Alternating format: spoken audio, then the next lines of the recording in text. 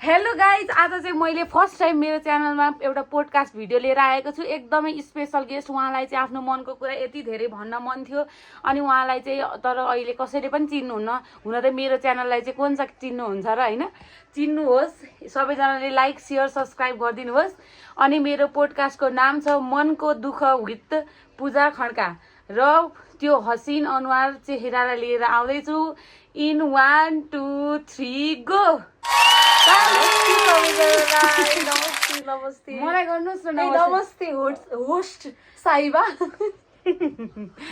ल, आज चाहिँ तपाईलाई के छ मनमा दुःख लागेको, पीडा लागेको के छ, यो सबै समाजलाई सुनाइदिएर आफ्नो मनलाई हलुका बनाइदिनु।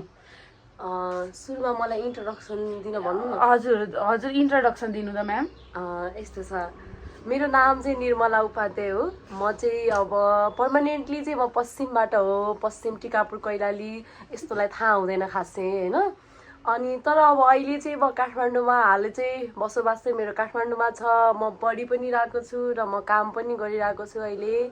अब यस्तो छ, उहाँले चाहिँ मलाई अति नै जिद्दी गर्नुभयो, तपाईँ आइदिनुहोस् मेरो च्यानलमा, बोलिदिनुहोस् 2 शब्द, अलिकति केही हुन्छ कि उद्धार हुन्छ कि मेरो च्यानलको भन्नुभयो। फेरि म एकदमै अरूको भनेको त्यो टार्नै नसक्ने मान्छे। म आइदिएर यदि यो च्यानलको केही राम्रो हुन्छ भनेपछि म किन नआउने, त्यसरी चाहिँ म आएको हो। अब सोध्नुहोस् तपाईँलाई के जान्न मन छ मेरो बारेमा। हजुर चाहिँ अहिले यो हाम्रो बानेश्वर एरियामा बसेर मसँग छिमेकी हुन पाउँदा चाहिँ कस्तो फिल भएको छ त्यो सुनाइदिनु। वायात, एकदमै वायात। बिहान बेलुकै चिया 3 कप खाना आउँछ न, अझै वायात। दुध मैले ल्याउँछु गाइस।